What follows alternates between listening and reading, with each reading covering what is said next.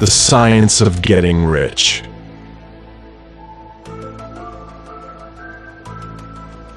Hello, thank you so much for making it this far. This is a sign that you are progressing in the course and in your way of thinking. And that's precisely the theme this chapter will cover: advancing in life. The author will teach us how we can advance in life in a sustainable way. Nowadays, there's a lot of talk about how to be prosperous in all areas of life. There is a consensus today that it's no use having abundance in one area of life if other areas are in ruins. It's a new principle of ecology. But this is a modern concept that people are adopting now. It's the win-win principle, where for me to have something in life, I don't need to take anything from anyone. These ideas are being adopted today. But the author, even at the beginning of the last century when competition was ruthless, when anything went to get rich, when magnates didn't care what they took as long as it was for their self-enrichment and gave them an advantage in everything. These practices were common at the time and, in most places, still are today. But the author, through his research and personal experiments, realized that the rich people of his time only had a lot of money. They were not rich in their personal lives. And this, according to the author, was because of the way they accumulated their wealth. They maintained their riches through disputes, fights, forcefully taking whatever was necessary, through selfishness, and so on. But Wallace Wattles realized that this was not the way the universe worked. It was not how the formless substance behaved. He realized that to advance in life through thought, he wouldn't need to take anything from anyone. Quite the contrary.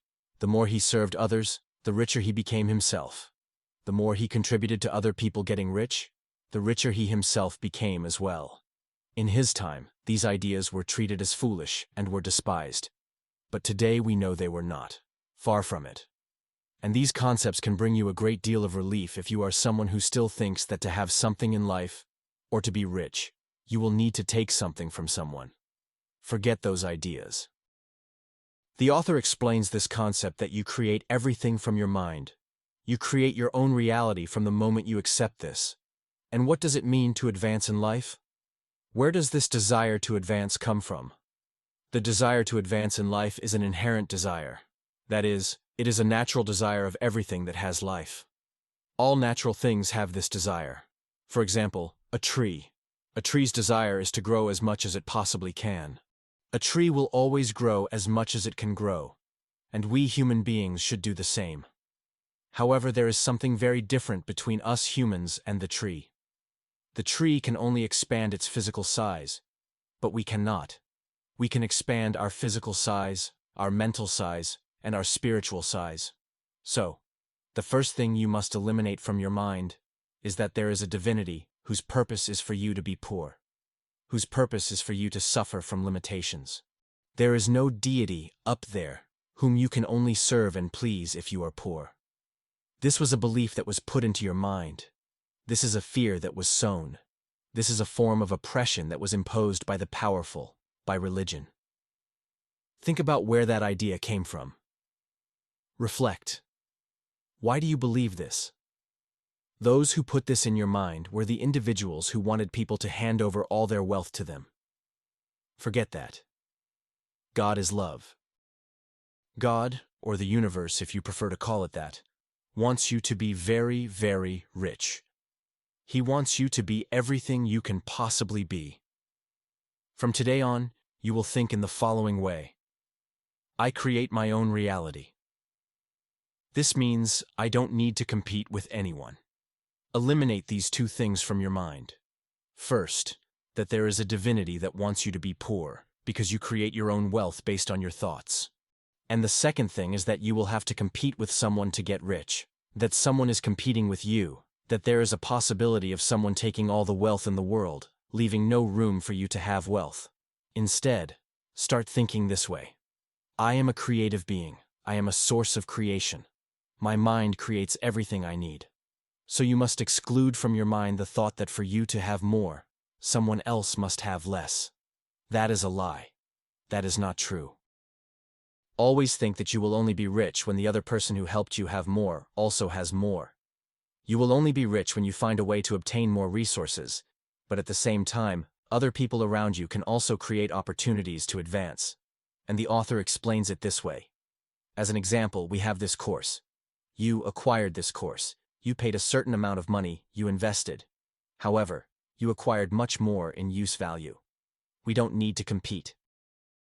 The author, through his work and through this course, with all the teachings that were passed on, will end up helping you have more money. And by helping you have more, you help the one who produced this course to have more too.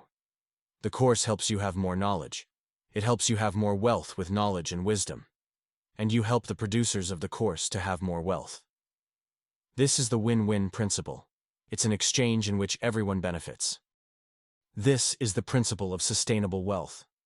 From this day forward, you must eliminate from your mind the idea that you will have to compete for your wealth.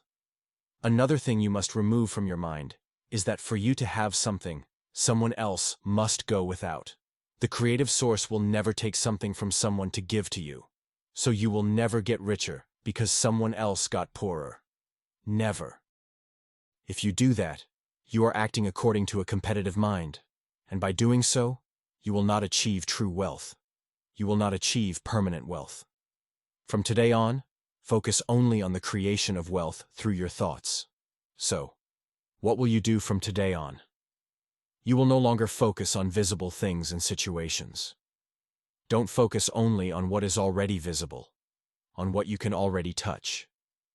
From today on, you will also focus on the invisible, on the substance that creates everything. Because our source of visible resources is enormous and is always renewing itself, but the invisible substance is much, much larger. It is infinite. There is no way for things to run out. There is no limitation, because the formless substance that permeates all things creates everything you want to create from your thought. From today on, you must focus on seeing things in your invisible world, seeing things in your creative world, and understanding that it is your thought that causes this entire substance to move everything that exists in the universe, to give life, to give form to your desires. It may still be difficult for you to understand, but this is the principle you must accept. This is the principle on which you must base everything. The principle by which you create everything you need to create. And when you create all of this, more people will have more things. You will provide more wealth for people. And through your wealth, through your enrichment, more people will become rich, because more people will benefit from everything you will be creating. Now, to close this chapter, let's repeat our affirmation. And from today on, I believe that there is a substance from which all things are made, and which, in its original state, permeates, penetrates, and fills the interspaces of the universe. A thought in this substance produces the thing that was imagined in the thought.